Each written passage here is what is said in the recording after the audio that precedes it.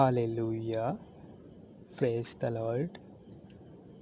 আজকের পবিত্র বচন ফিলিপিও 4 অধ্যায় 4-7 পদে বলা হয়েছে, তোমরা প্রভুতে সর্বদা আনন্দ করো।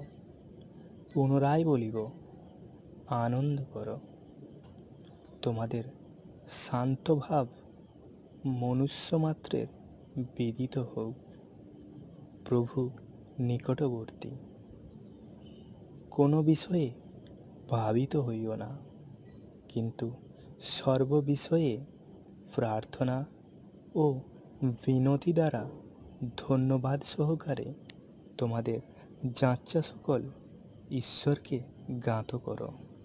তাহাতে সমস্ত চিন্তার অতীত যে ঈশ্বরের শান্তি, তাহা তোমাদের হৃদয় ও মন খ্রিস্ট যিশুতে রক্ষা করিবে।